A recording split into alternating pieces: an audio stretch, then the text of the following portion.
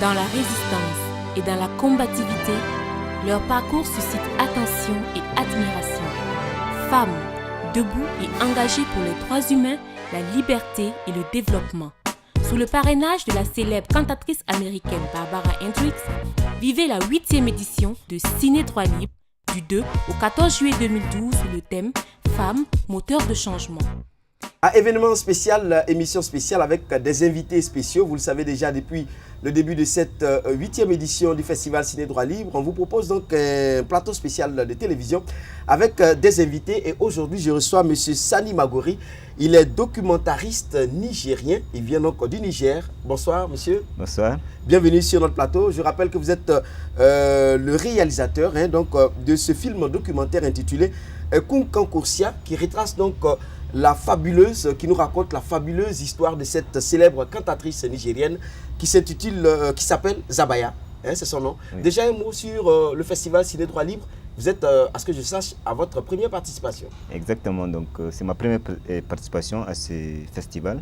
J'ai été impressionné, en tout cas, de découvrir des films que moi je n'ai jamais pensé que ces films existent, parce que je ne les ai jamais vus, jamais entendus.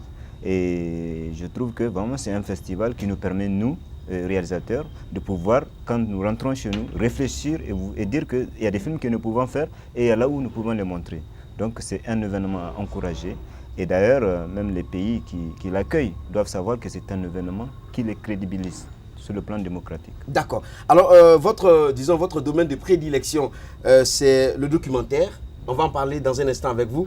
Juste pour moi, le temps d'inviter les téléspectateurs à avoir un soupçon de ce film documentaire sur cette célèbre cantatrice nigérienne qui s'appelle donc Zabaya, qu'on appelle aussi affectueusement dans son pays la tourterelle du Niger.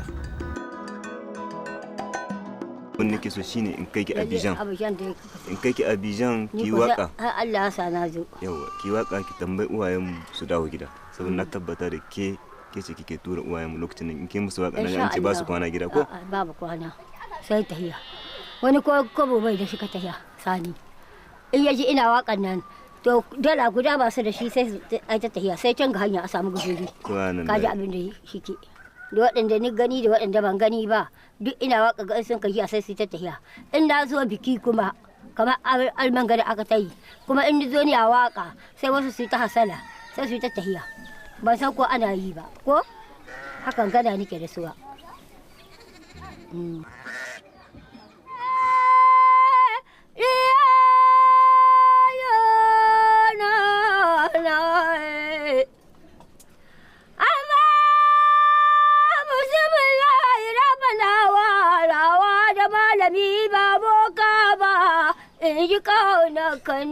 lalle akwai murya yayi akwai murya kenan tahiya an shirya ko to masha Allah akwai murya yanzu akwai tahiya kenan masha Allah.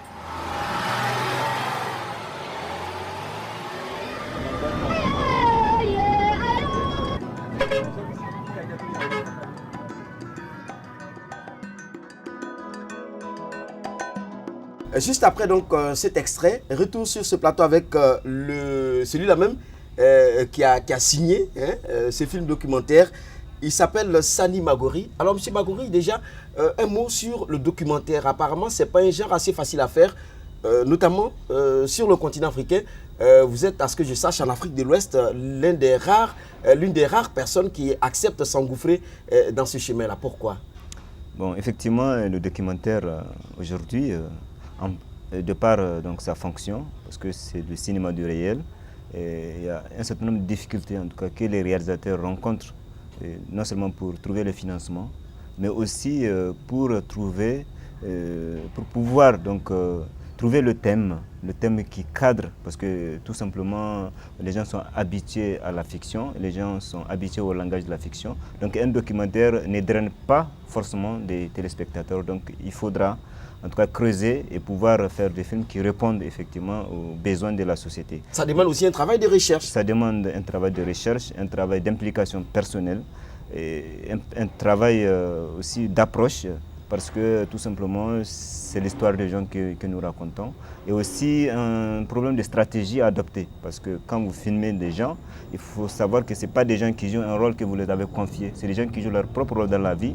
Donc ils ont besoin, ils ont une intimité, ils ont des secrets, ils ont des interdits, ils ont des choses qu'on ne doit pas fouler, tout simplement parce qu'on est cinéaste, parce qu'on a envie de fouler ces choses-là. Alors dans le cadre, donc, disons, dans le cadre, dans le sujet de la cantatrice Zabaya, c'est une femme, en même temps qu'elle appelle les jeunes Nigériens, disons, à aller découvrir d'autres horizons, mais on a l'impression que c'est une femme qui incarnait une valeur qui aujourd'hui manque à notre société. Oui, effectivement. D'ailleurs, c'est ce qui a fait que j'ai fait appel à cette femme. Parce que antérieurement, je voulais faire un film pour ramener mon père. Je voulais ramener mon père de son exil. Donc je suis allé la trouver parce qu'on raconte que cette femme avait le pouvoir, dans les années de sa jeunesse, de pousser nos papas à partir en Côte d'Ivoire chercher fortune. Disons à travers ces chants, elle poussait, elle demandait, et les gens ne résistaient pas à ces mots, ils partaient chercher fortune. Et depuis qu'ils sont partis, ils ne sont pas revenus. C'est pour ça que je suis parti la voir. Je dis, c'est toi qui as poussé nos papas. Je veux que tu composes une nouvelle chanson. Pour les faire revenir. Pour les faire revenir. Donc, elle a répondu au pari. Elle a reconnu effectivement qu'elle était ce moteur-là de déplacement de nos parents. Et alors, elle a trouvé elle est revenue à la chanson parce qu'elle a fait 15 ans. Elle n'a plus chanté. D'aucuns la croyaient morte. Donc, compte tenu de ce que je lui ai proposé, elle a accepté.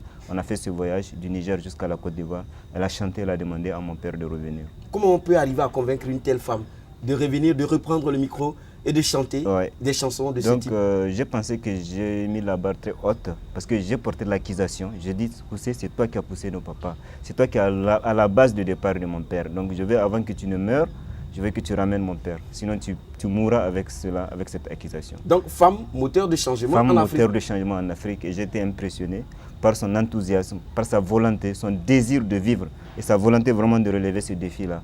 Et elle m'a dit, Sani, si c'est ma chanson qui a fait partie de ton père, ma chanson le fera revenir. Effectivement, mon père était revenu 40 jours après le concert à Abidjan. Comme quoi, la femme peut être véritablement un moteur de changement. Absolument. Et pour cela aussi, j'ai décidé de faire un autre film avec cette femme-là. Avant qu'elle ne nous quitte, effectivement, pour qu'elle puisse réconcilier deux villages. Parce que je sais qu'elle a cette voix. Et je crois aujourd'hui qu'elle a un autre pouvoir. En tout cas, au-delà du pouvoir mélodieux de sa chanson, je crois qu'elle a un pouvoir mystique, en tout cas qui lui permet de toucher les âmes de nos parents. Et je lui donne une autre mission, c'est de réconcilier deux villages au bord d'une guerre, au bord d'une explosion. Je lui demande de chanter la réconciliation de ces deux villages. Ça montre aussi le pouvoir que la femme peut jouer justement dans la société. Absolument, et c'est vraiment un pouvoir que les femmes ont toujours eu. Peut-être que certaines n'ont pas eu l'occasion de le mettre en valeur. Peut-être que certaines le font en silence. Et je lui donne l'occasion de le faire pour que ce pouvoir puisse avoir écho dans toutes les sociétés qui aspirent au changement. Alors, toutes les sociétés aspirent au changement.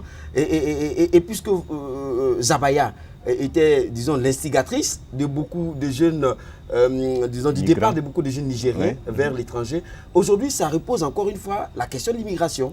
Oui, c'est une question universelle. En tout cas, une question universelle. Et je me souviens, quand j'ai montré ce film à Paris, à un foyer d'immigrants, il y avait un immigrant sénégalais qui m'a dit, Sani, si Sarkozy, si vous voulez nous chasser, il n'a qu'à acheter ton film et le diffuser, on va tous partir. Donc, pour voir aussi que cette parole lancée dans un petit coin du Niger peut parler à quelqu'un qui se trouve ailleurs, qui se trouve dans un autre continent, qui se trouve dans un autre monde. Et ça parle à toute l'humanité, à tout celui qui se sent loin de chez lui. Donc, je pense que c'est une voix universelle que la Zabaya a lancée. Et ça parle à tout le peuple. Le film, vous l'avez dit donc, la question de l'immigration, une question assez sensible. En tout cas, partout où il a été projeté, vous avez eu des réactions, je ne dirais pas positives, mais des réactions assez mitigées. Le film a fait le tour de plusieurs festivals, c'est bien ça, avec des prix que vous avez eu à remporter. Oui, effectivement, le film, aujourd'hui, je pense qu'il est à sa 30e sélection. Et il a fait des festivals comme le Festival de Milan, des 3 continents, où il a été primé le meilleur documentaire des 3 continents, d'Afrique, d'Asie et d'Amérique latine. Avant, il était ici au FESPACO, il a eu le prix de l'intégration, donc prix spéciaux de l'UEMOA. Ensuite, il était primé aussi en Égypte, au Festival de Luxor, comme meilleur documentaire africain. Et il a eu le prix à Angers, donc le prix du public du meilleur documentaire. Bon, pour dire que partout où il passe, il parle ce langage-là, il parle de cette voix-là, il parle à tout le peuple. Alors, il est projeté à Ouagadougou, il a été projeté à Ouagadougou. Un mot sur la réaction du public qu'il a vu? Bon, en tout cas, quand il a été projeté, il se trouve que cette question était même en cours de discussion. Après un film réalisé par Michel Zango, Espoir Voyage. Espoir Voyage, qui pose fondamentalement ce problème-là. Bon, tandis que moi, je savais où se trouve mon père, je suis allé le chercher. Lui, il part à la recherche de son frère. Donc, c'est vraiment une question ici de l'Afrique de l'Ouest, une question qui nous concerne. Ce qui est vrai pour le Burkina est vrai pour le Niger. Et hier, j'ai appris que bon, les gens disaient que les gens partaient du Burkina parce que le Burkina est pauvre. Et le film a montré que les gens venaient du Niger pour venir au Burkina. Donc c'est une question de bien-être, une question, on est attaché. Vous êtes attaché. On est attaché. Et vous aussi, apparemment, vous avez aimé Ouagadougou. Oui, j'ai adoré Ouagadougou. D'accord, avec ce très beau boubou d'ailleurs que vous portez. Merci d'être passé, M. Sani Magori. Je rappelle que vous êtes documentariste nigérien et c'est un domaine que vous aimez très bien. D'ailleurs, vous avez fait ce film, cet excellent documentaire sur la cantatrice. Elle s'appelle, on dit d'elle qu'elle s'appelle la tourterelle du Niger. Le cri de la tourterelle, Zabaya. Zabaya. Ouais, parce que le cri de la tourterelle, dans mon pays, on dit que quand la tourterelle chante, on dit qu'elle véhicule un message que seuls les doués de raison peuvent comprendre. Et quand quelqu'un quitte sa famille aussi, il part pour un exil sans retour, on dit qu'on lui a jeté un sort, on lui a fait le coup de la tourterelle. D'accord. Donc voilà pourquoi... Heureusement que la tourterelle a réussi à faire venir votre père. Effectivement. Merci d'être venu, M. Magori. Merci. À très bientôt. Merci. À vous qui nous avez suivis donc, pour cette émission, merci à vous et on se dit à très bientôt.